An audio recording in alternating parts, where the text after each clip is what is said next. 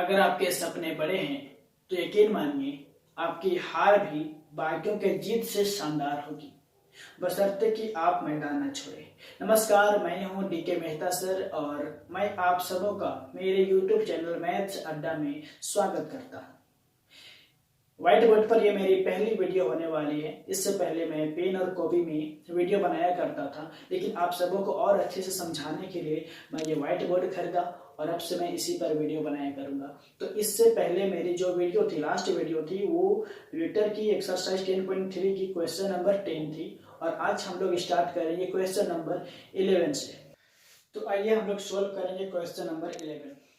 Question number 11 is that show that mod of A vector B plus mod of B into A is perpendicular to mod of A into B minus mod of B into A for any two non-zero vectors A and B।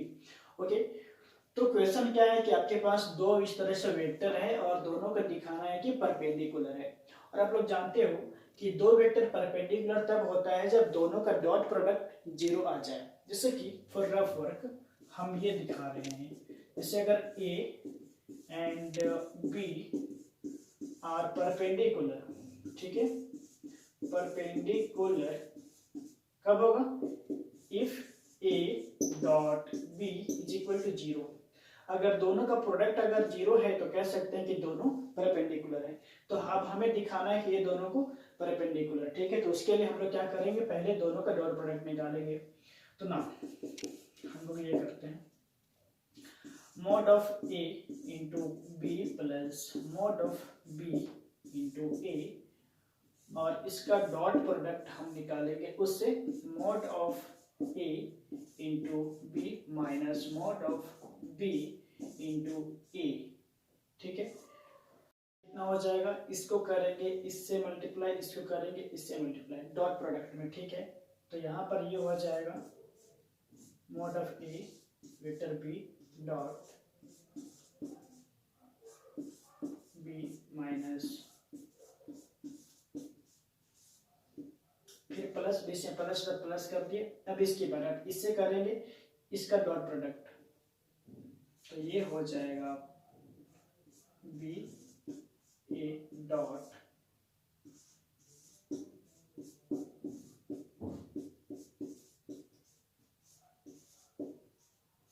ठीक है। अब ये dot product है तो अब इसको इससे multiply कर देंगे। तो यहाँ पर mod ऑफ ए और यहाँ mod ऑफ ए, तो क्या हो जाएगा, ये mod ऑफ ए का होल स्क्वायर और यहाँ पर वेक्टर बी डॉट बी, यहाँ पर डॉट है और ये वेक्टर है, ठीक है, वेक्टर बी और ये वेक्टर बी, तो क्या हो जाएगा यहाँ पर vector B dot vector B. अब इसका काम खत्म। अब इसको करेंगे इससे, ठीक है, तो बीच में माइनस आ जाएगा। अब देखो यहाँ पर है mod ऑफ ए, यहाँ पर mod ऑफ बी, तो हम इसको कैसे लिखेंगे, mod of A into mod of B और ये हो जाएगा b डॉट ए, यहाँ पर b है और यहाँ पर a है, ठीक है, तो b डॉट a हो जाएगा। फिर बीच में इसके लिए प्लस, अब करेंगे इसको करेंगे इससे मल्टीप्लाई। तो यहाँ पर देखो mod ऑफ b है, यहाँ पर mod ऑफ a, तो हम लोग लिखेंगे mod of a mod of b into mod of a और यहाँ पर होगा mod of vector a dot b, ठीक है, तो mod of b into mod of a, ठीक है। अब a डॉट b कर दिए। अब माइनस का साइन, यहाँ पर माइनस है तो माइनस हो जाएगा। अब इसको करेंगे इससे मल्टीप्लाई, तो यहाँ पर देखो यहाँ पर mod ऑफ b, यहाँ पर भी mod ऑफ b, तो ये हो जाएगा mod ऑफ b का होल स्क्वायर, ठीक है, और यहाँ पर a और यहाँ पर a, तो यहाँ पर क्या हो जाएगा a डॉट a, ठीक है। अब आप लोग गौर करो b डॉट b क्या होता है, mod ऑफ b स्क्वायर, ठीक है, तो यहाँ पर a dot mod of a का square into mod of b का स्क्वायर, ठीक है, और यहाँ पर माइनस क्या हो जाएगा।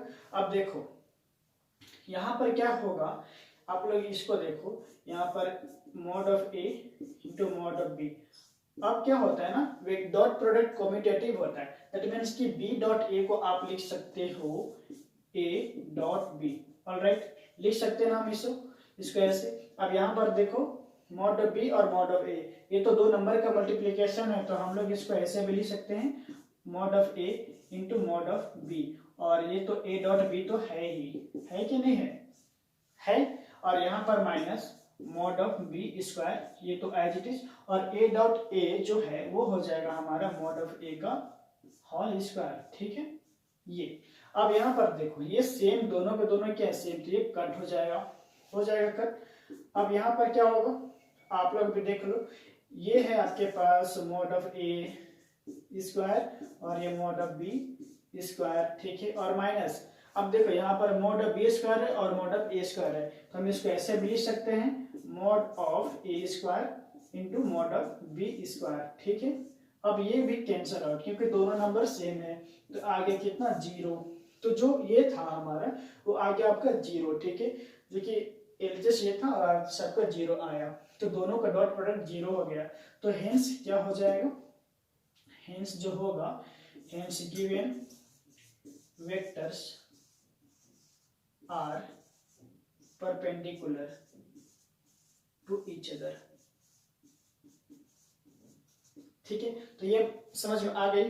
अगर कहीं कोई दिक्कत हो तो आप लोग कमेंट कर देना, मैं अपलोड करूंगा, आप लोग कमेंट कर देना उसमें कोई भी दिक्कत हो तो, ठीक है। अब हम लोग आते हैं क्वेश्चन नंबर 12 में। तो अभी हम लोग क्वेश्चन नंबर 12 सोल्व करेंगे। क्वेश्चन क्या कहता है, if a dot a is equal to 0, दोनों सेम वेक्टर है देख लो, ठीक है, and a dot b is equal to 0, then what can be concluded about the vector b। अगर ऐसा है तो अब b के बारे में क्या कह सकते हैं कि b कौन सा वेक्टर होगा, ठीक है। तो आइए हम लोग इसके बारे में देखते हैं। तो सॉल्यूशन जो होगा वो क्या है, सबसे पहले लिखेंगे कि हमें क्या गिवन है, तो वी है हमें क्या है हमारे पास a dot a is equal to 0 and a dot b is equal to 0, ठीक है, ये हमें गिवन है। सिंस अब इसका यूज करेंगे, देखो a dot a is equal to जो 0 है, तो हम इसको क्या लिख सकते हैं हम इसको क्या कि mod of a is equal to 0, mod of a का होल स्क्वायर 0 हो जाएगा, ठीक है। तो इसका मतलब ये हुआ कि a जो वेक्टर है वो क्या होगा 0, कैसे, क्योंकि कोई वेक्टर मॉड कैसे आता है, कोई एक वेक्टर का ही तो मॉड आता है ना, अगर वो वेक्टर ही अगर 0 हो जाए तो मॉड जाहिर से बात तो 0 होगा। अगर कोई वेक्टर अगर नॉन 0 हो तो उसका मॉड कभी भी 0 नहीं होगा, ठीक है, तो ये बात है। तो अगर ए वेक्टर 0, अगर a 0 होगा एंड क्या है a dot b equal to 0 है। अब देखो यार इसमें बड़ा मजेदार चीज है कि अगर a डॉट b अगर 0 है और जिसमें a क्या है a equal to 0, that means a is a 0 vector, ठीक है। तो क्या है अगर ये 0 है और b तो कुछ भी, अब जानते हो ना कि 0 को किसी भी नंबर के साथ अगर मल्टीप्लाई करते हैं तो हमेशा 0 मिलेगा, ये 0 है और यहाँ पे अगर आप कुछ भी नंबर रह जाएगा कुछ भी तो ये 0 मिलेगा। तो b क्या हो सकता है, कोई भी वेक्टर हो सकता है। तो हेंस हम लोग क्या लिख सकते हैं कि b can be any vector, b क्या होगा, b कोई भी वेक्टर हो सकता है, b can be any vector, ठीक है। समझ गए ना कि जो गिवन था उसके हम लोग यूज किए, मॉड स्क्वायर हो गया वो 0 है, तो अगर मॉड स्क्वायर अगर 0 हो जाता है तो हम लोग क्या कहेंगे मॉड ऑफ जो हमारा जो वेक्टर होगा वो 0 होगा, खत्म। अब हम लोग आते हैं क्वेश्चन नंबर 13 पे।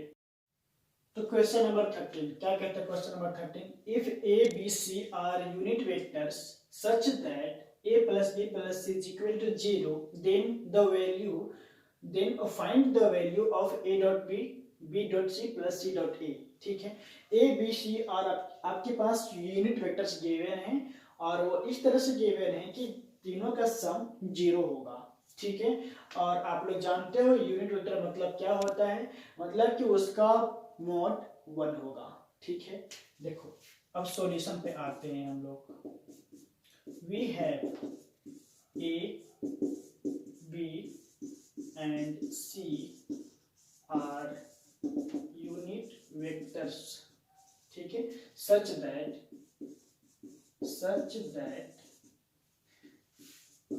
a plus b plus c is equal to 0, ठीक है ना।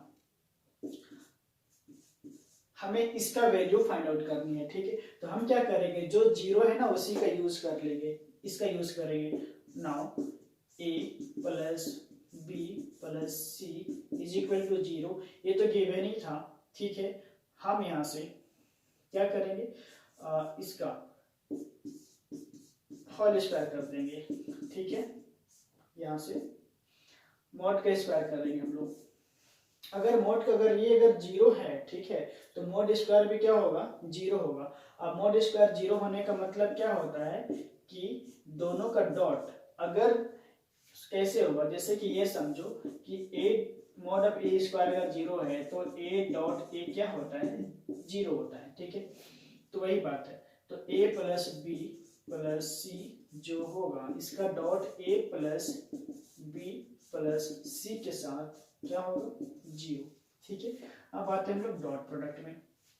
हाँ, यहाँ पर जैसे a plus B plus c का जो mod square equal to zero लेके ऐसे कर सकते हैं, ये आपके पास गिवन था। अब हम क्या किया, इसको ऐसे समझो कि दोनों साइड हम लोग मॉड स्क्वायर लगा चुके हैं, तो ये तो जीरो ही है, तो अगर इधर अगर मॉड स्क्वायर करेंगे भी तो वो हमारा जीरो ही मिलेगा।